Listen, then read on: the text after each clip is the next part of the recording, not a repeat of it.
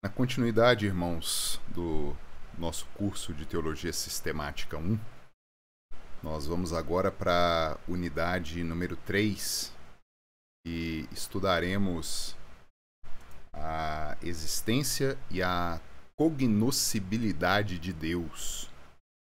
Nós vimos nas unidades anteriores a doutrina da Escritura, nós vimos também alguns pressupostos e fontes, e desses pressupostos nós vamos caminhar agora um pouco mais sobre a questão da existência, que foi um dos pressupostos basilares que eu insisti muito com os irmãos, que não se perca, porque todo o estudo da teologia se baseia na existência de um Deus que se revela e como esse Deus se dá a conhecer. Então agora nessa unidade 3 nós vamos caminhar um pouco mais para conhecer esse Deus que se manifestou nas Escrituras Sagradas. Cognoscibilidade é uma palavra que parece estranha, né? Mas vem de cognoscível. Cognoscível é aquilo que pode ser conhecido. E quando nós falamos que Deus pode ser conhecido, obviamente nós estamos aqui já contando com as limitações de criaturas finitas para reconhecer uma criatura infinita. Se Deus pode ser conhecido, foi porque assim Ele desejou e se manifestou. E nós nunca vamos alcançar, né, a plenitude do conhecimento de Deus, por causa do nosso pecado, da nossa queda, que é assunto que nós vamos tratar posteriormente. Então, a existência de Deus, meus irmãos, ela é um pressuposto bíblico. Os nossos debates teológicos só se pode discutir teologia já tendo por fundamento a existência do assunto que será debatido, que é Deus. A história que se inicia em Gênesis, por exemplo, ela não se preocupa em nos informar de onde Deus veio, quem foi o seu criador, quem foi o seu pai, quem deu conselhos a Deus, de onde que ele veio, quando ele passou a existir. Não, o grande pressuposto é a existência eterna de Deus. Não como o primeiro. Olha que interessante, Deus não foi o primeiro. Porque se fosse o primeiro, implicitamente existiria um momento em que Deus não era e passou a existir. Então até dizer que Deus foi o primeiro ser é errado nesse sentido. Ele nunca veio a existir, pois ele já era, ele sempre foi e sempre será.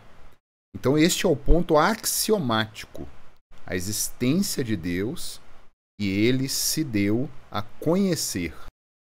Indo além, irmãos, a teologia reformada ela considera a existência de Deus como salvador pessoal e imanente. Isso também é uma pressuposição da teologia reformada.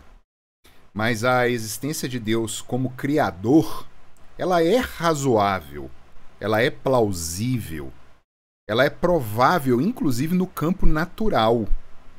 E é disso que trata o Salmo 19, quando ele narra muito maravilhosamente que os céus proclamam a glória de Deus. Nesse campo não é matéria de fé a existência de um criador.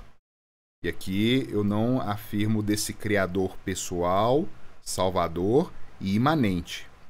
Presta atenção no que eu estou dizendo aqui, irmãos. Não é matéria de fé a existência de um criador, um ser superior que fez todas as coisas. O negá-lo é sim matéria de fé. Eu tenho que ter mais fé para olhar a natureza, para olhar a physis, a criação, e ter a coragem de negar a existência de um criador. A consciência humana, segundo as Escrituras, ela anseia pelo metafísico. Ela reconhece o transcendente. Os homens foram criados, meus irmãos, para conhecer o seu Criador. Calvino, por exemplo, nisso ele afirma, eu vou colocar aí na tela, você pode acompanhar. Isto, sem dúvida, será sempre evidente aos que julgam com acerto, ou seja, que está gravado na mente humana um senso da divindade que jamais se pode apagar. Mas esta convicção de que há algum Deus não só é a todos ingênita por natureza, já está no nosso cerne, mas ainda que lhes está encravada no íntimo, como que na própria medula, que a contumácia dos ímpios é testemunha qualificada. O ímpio que resiste, ele é testemunha dessa existência de Deus, pela resistência dele. A saber, lutando furiosamente, contudo, não conseguem desvencilhar-se do medo de Deus. Ainda que Diágoras, um antigo filósofo, né? E tantos como ele, através de todos os séculos, zombeteiramente motejem de tudo quanto diz respeito à religião, e como Dionísio tem ridicularizado o juízo celeste, esse não passa de um riso sardônico, pois que em seu interior o verme da consciência rói mais pungente que todos os cautérios. Há um ferro queimando dentro de nós e que nos chama a conhecer esse Criador, meus irmãos. É disso que Calvino está dizendo. Nós somos um projeto de Deus, o projeto mais glorioso da divindade somos nós. E ele, Deus, já deixou isso incrustado em nós. Sobre essa cognoscibilidade de Deus, as Escrituras, por exemplo, trazem em Eclesiastes capítulo 3, versículo 11. Ele, né, Deus, fez tudo o apropriado em seu tempo. Também pôs no coração do homem o anseio pela eternidade. Mesmo assim, este não consegue compreender inteiramente o que Deus fez. Perceba que nós defendemos aqui exatamente o que o autor de Eclesiastes diz, que é possível conhecer a Deus, porque Deus colocou isso no coração nosso, mas que esse conhecimento ele é infinitamente menor do que a grandeza desse Deus que nós podemos conhecer. Olha o que um dos teólogos mais conhecidos e um dos maiores teólogos de todos os tempos deixou registrado a nós. Aqui está o texto, né, de Eclesiastes que nós acabamos de ler. Olha o que Agostinho de Hipona deixou registrado sobre o Criador e sua criatura, o homem. Fizeste-nos, Senhor, perceba que é uma oração, né? Ele está dirigindo a Deus. Fizeste-nos, Senhor, para ti. E o nosso coração anda inquieto enquanto não descansar em ti. Agostinho de Hipona, aí do continente africano, o grande teólogo de Tagaste, hoje na Argélia, né? Então, meus queridos, como foi defendido aqui, o negar este Criador, e perceba muito atentamente aqui, eu vou transitando entre o Criador pessoal, Salvador, imanente, que é anunciado na Escritura, e o Criador que a natureza revela. Vocês lembram da aula passada, né? Então esse Criador que a natureza revela, que a physis demonstra, no campo natural, esse conhecimento já foi amplamente debatido em diversas frentes. E nós veremos aqui as 5 principais frentes no campo natural filosófico que defendem com muita clareza e muita perspicácia a existência de um Criador, de uma força superior que fez todas as coisas. Então vamos caminhar aqui mais um passo. Estão aí os 5 argumentos que no campo natural torna possível o debate para se demonstrar que existe um Criador. O argumento ontológico, o argumento cosmológico, o argumento teleológico, o argumento moral e o argumento etnológico. Nós vamos debater aqui um a um por vez. No campo ontológico, meus irmãos, o argumento ontológico, a gente já viu ontos e logia, né, o estudo do ser. Esse argumento ontológico, ele diz sobre o ser, um ser necessário e seres possíveis.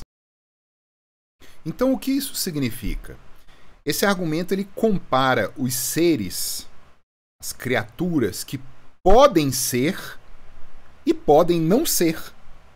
A possibilidade destes seres possíveis implica que alguma vez este ser, esta criatura, não foi e passou a ser.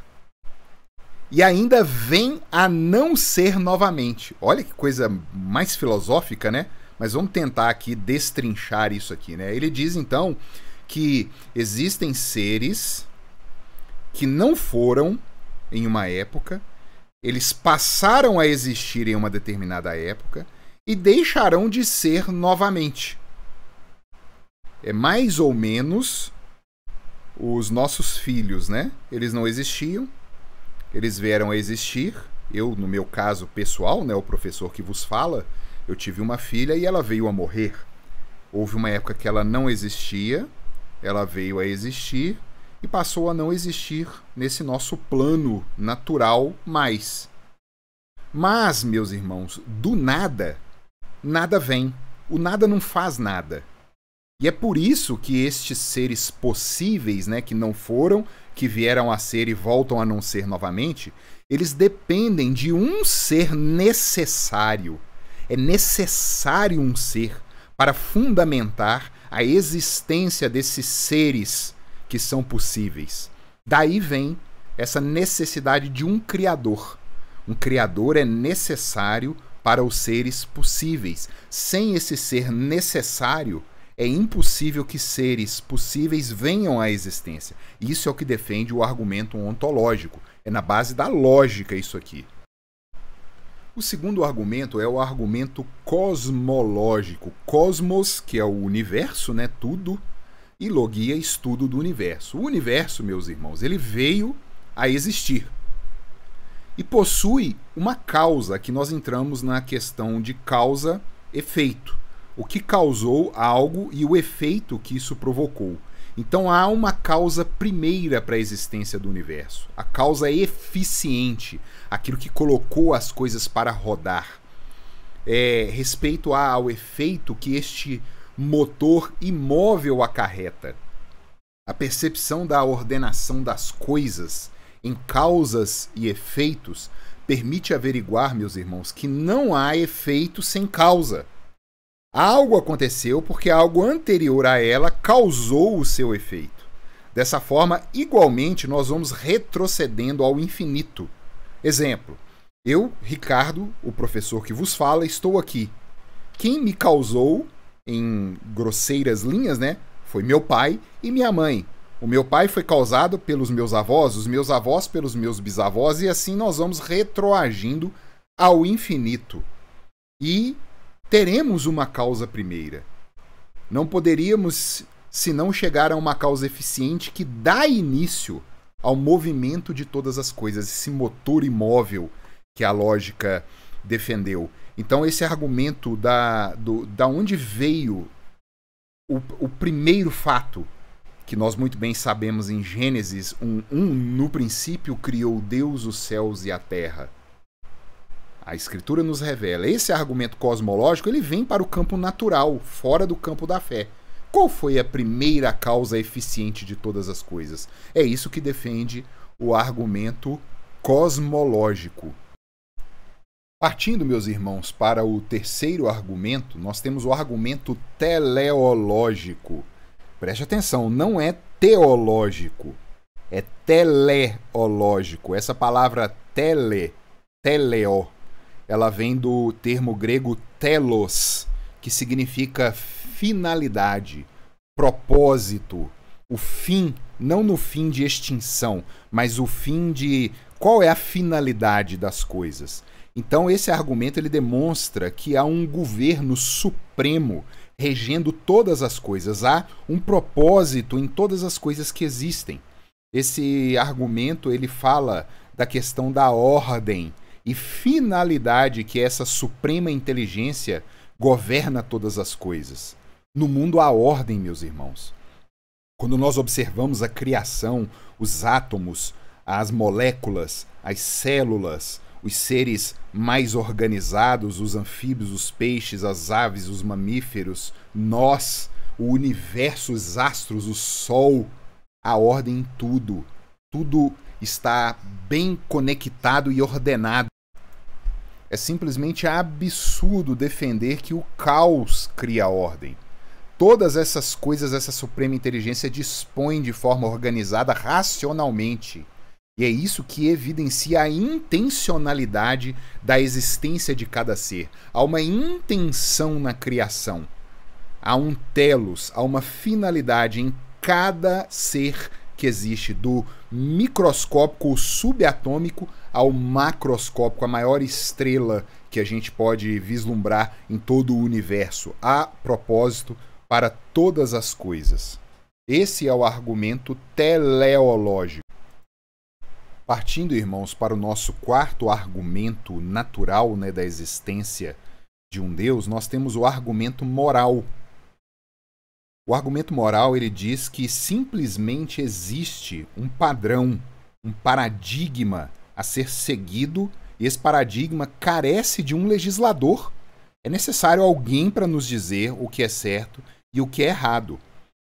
Podemos, sem um legislador central, afirmar que tudo é permitido. Quem disse que eu me deitar e manter um relacionamento sexual com a minha mãe é errado? Existem linhas filosóficas que defendem a amoralidade.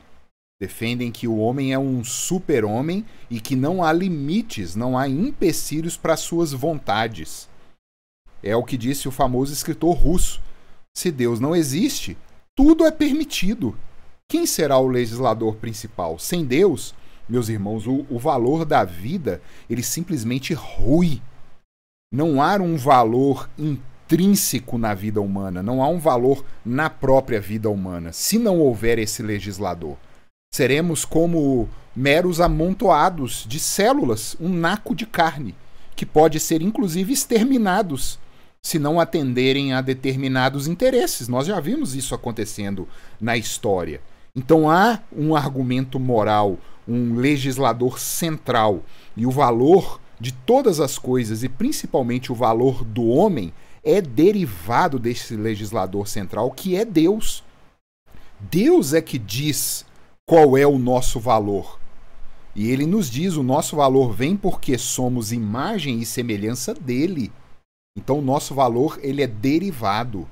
E há uma tentativa moderna, eu peço a atenção dos irmãos aqui, de toda forma se retirar desses argumentos, e especialmente o argumento moral, de que há um valor definido por um legislador central.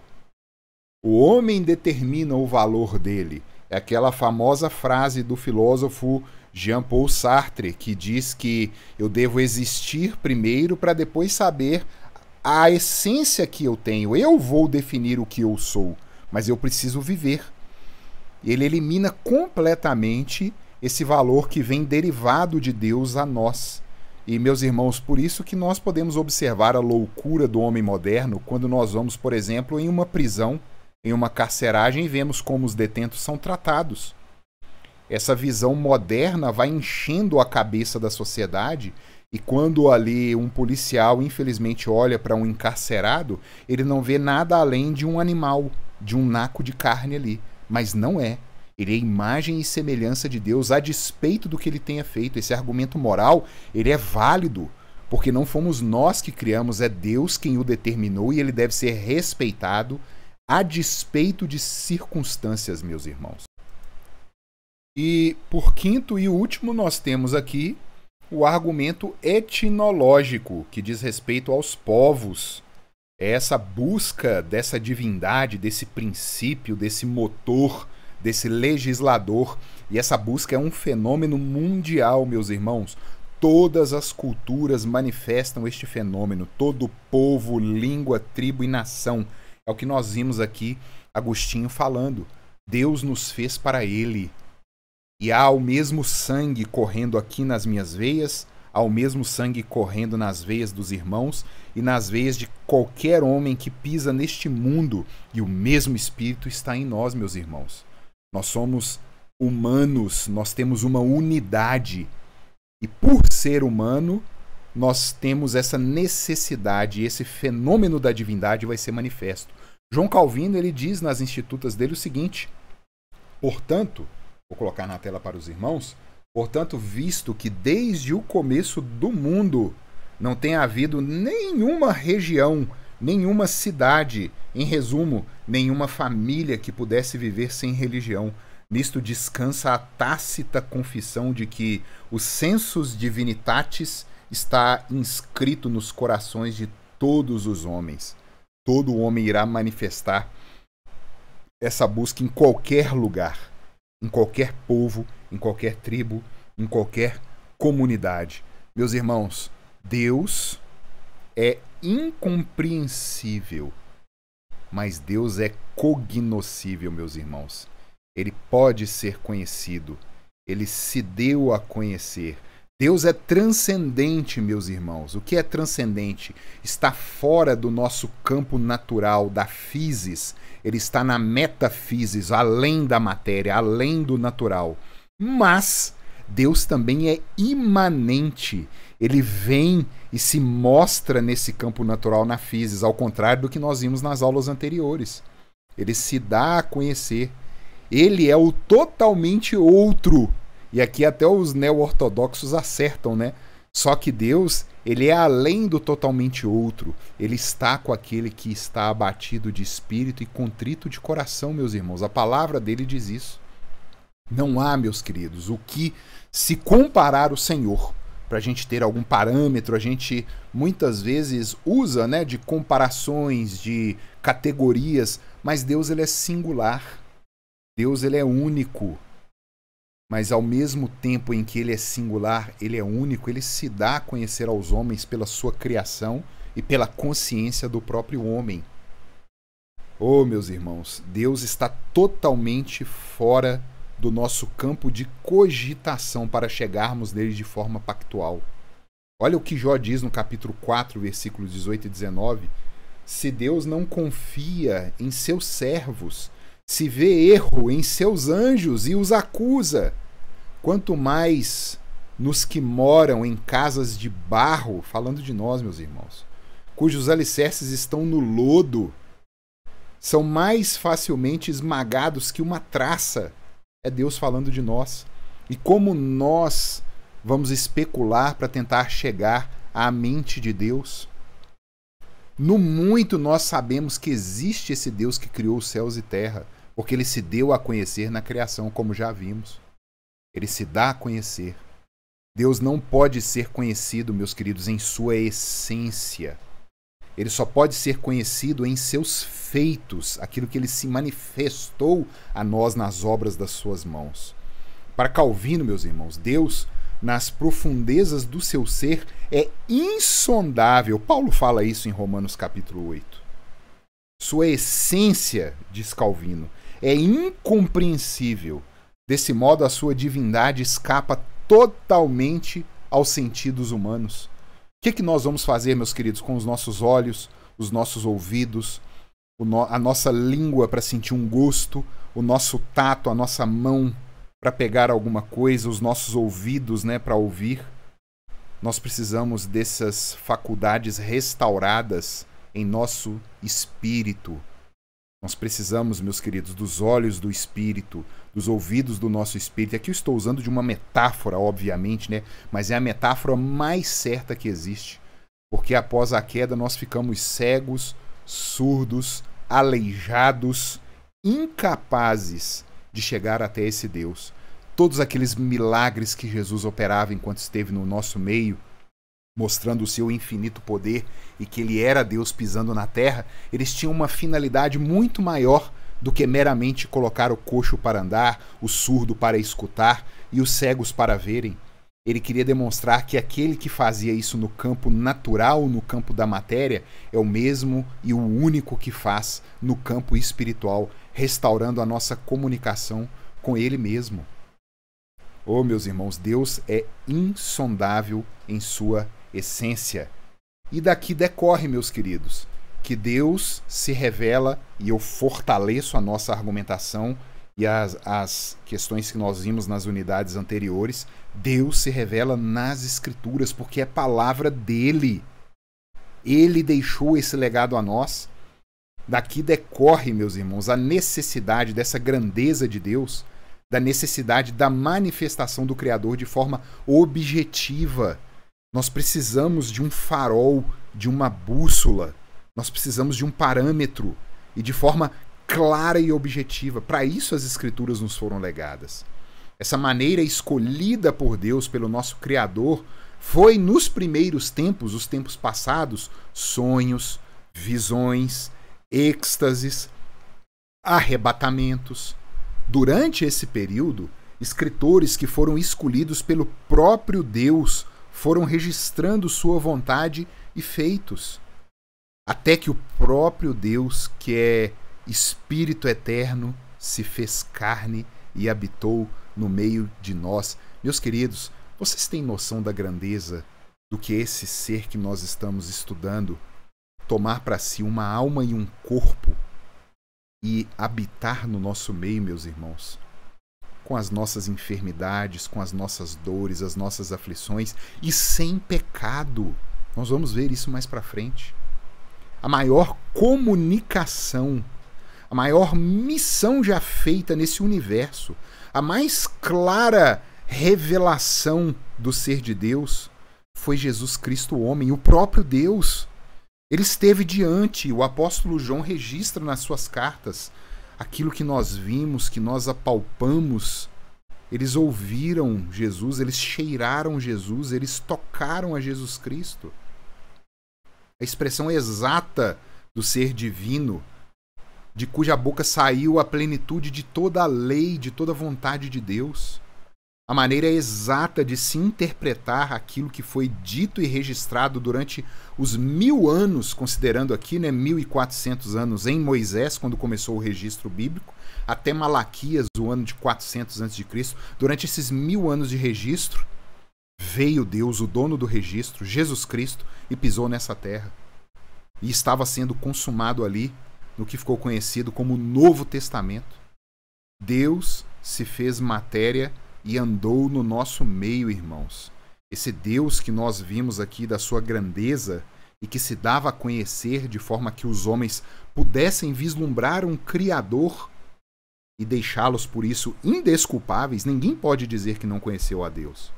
Mas esse Deus pisou e caminhou no nosso meio, comeram com eles, conversaram com esse Deus, apalparam esse Deus, cheiraram esse Deus, sentiram esse Deus. O campo natural da matéria, na história, Deus se fez presente. E o único lugar confiável para obtermos informações precisas sobre esse Deus que se revelou, é a sua própria palavra, porque é a palavra de Deus. Ele contou de si mesmo a nós, meus irmãos. Ah, meus queridos, prestemos muita atenção, e aqui é a base de todo o curso de teologia sistemática que se estenderá pela cristologia, pela soteriologia, pela pneumatologia, pela eclesiologia, pela escatologia, todos os ramos da teologia sistemática. Se isto aqui, meus queridos irmãos, não ficar muito claro no coração de vocês, esse Criador que está totalmente à parte da sua criação, mas que se relaciona com ela e se dá a conhecer de forma pactual e aliancista, se isso não ficar firmado no coração dos queridos, não adiantará caminharmos no estudo desse Deus. E aqui eu finalizo demonstrando que Deus, mais uma vez, Deus se dá a conhecer de forma pactual nas Escrituras. Apenas a Bíblia pode exibir Deus em aliança de forma pessoal e relacional, porque ela é a palavra dele, a palavra de Deus. Aqui eu vou finalizando essa unidade 3 sobre a existência e a cognoscibilidade de Deus, aguardando aos queridos para a próxima aula na unidade 4. Deus abençoe a cada um aí, um grande abraço aqui do Brasil e até a próxima unidade.